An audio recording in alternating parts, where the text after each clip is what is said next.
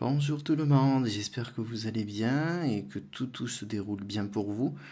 Je fais une petite vidéo de la météo, tout simplement la météo, et ce résultat bluffant, mais étonnant, aussi alarmant, que depuis, voilà, c'est en l'occurrence un graphique depuis le milieu des années 40, mais ça peut être pareil depuis 1900 quand même, hein.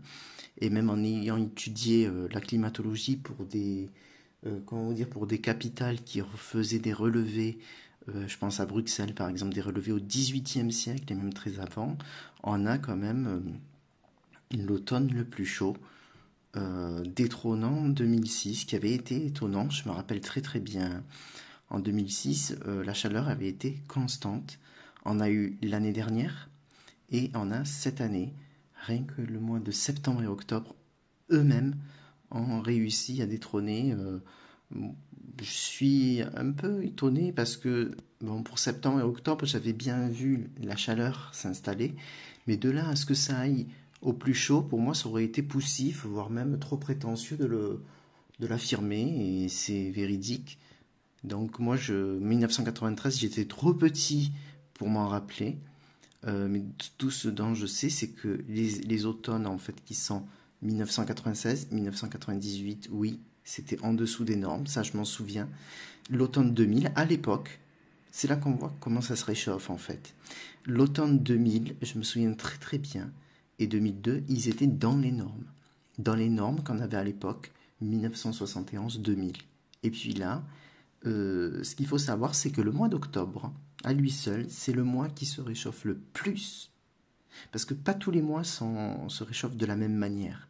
Mais le mois d'octobre se réchauffe de plus en plus par rapport aux autres. C'est-à-dire qu'octobre, auparavant, était un mois vraiment automnal. Il est devenu un mois pré-estival ou fin d'été. Et c'est très récurrent ces dernières années. On a ensuite, si je fais une classification, les mois de juin et les mois d'avril qui se réchauffent. Selon moi, les mois qui se réchauffent les moins seraient, je dis au conditionnel, et ça dépend des régions où vous vivez, c'est mars et mai. Très souvent, j'ai remarqué que le mois de mars et le mois de mai ne se réchauffent pas. Et moi, je l'ai toujours affirmé, j'ai dit le jour où le mois de septembre se réchauffera de manière significative, ce qui se passe depuis le milieu des années 2010, c'est foutu. Donc c'est foutu, ben après c'est parce que, comme je vous l'ai dit, on est de plus en plus sur Terre et on utilise des moyens de locomotion qui font que ça dégage plus de CO2. Donc en fait c'est le retour à la charrette, c'est clair et net ce qu'il faudrait faire, mais sauf que c'est impossible. Je vous l'avais dit, on ne peut plus retourner à des infrastructures immerses. Donc en réalité il faut vivre avec.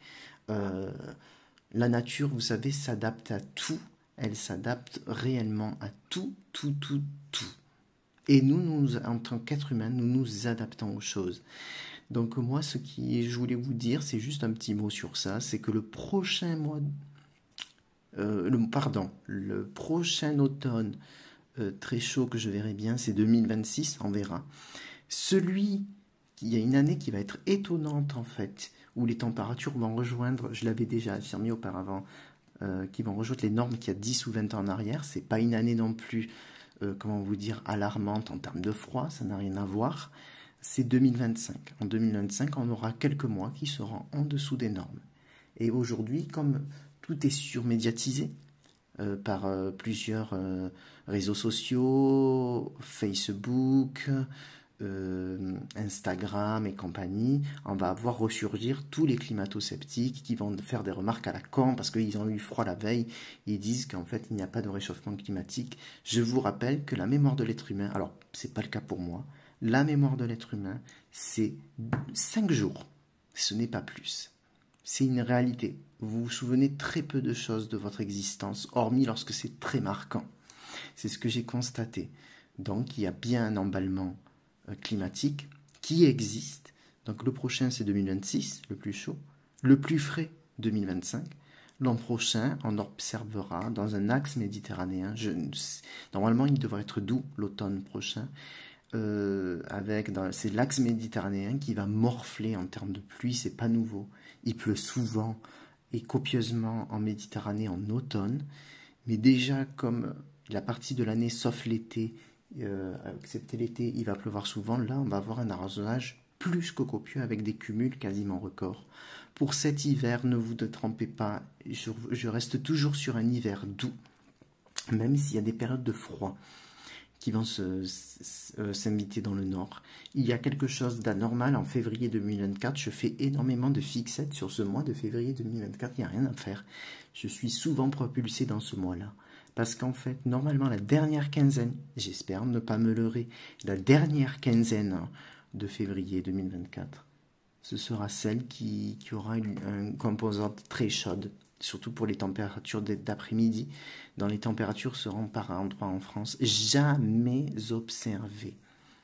Alors, ce serait difficile de dire ça parce que je suis allé chercher dans les annales et vous avez février 90 tout de même, qui a été copieux en tempête et qui a véhiculé de la chaleur. Vous avez février 2026, quid de février 2024. Mais normalement, pour moi, souvenez-vous, il sera très doux.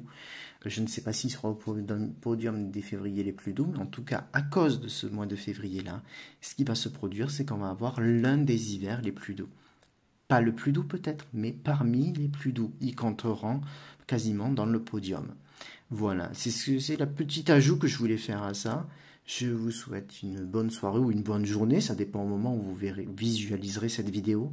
Et je vous dis à très bientôt.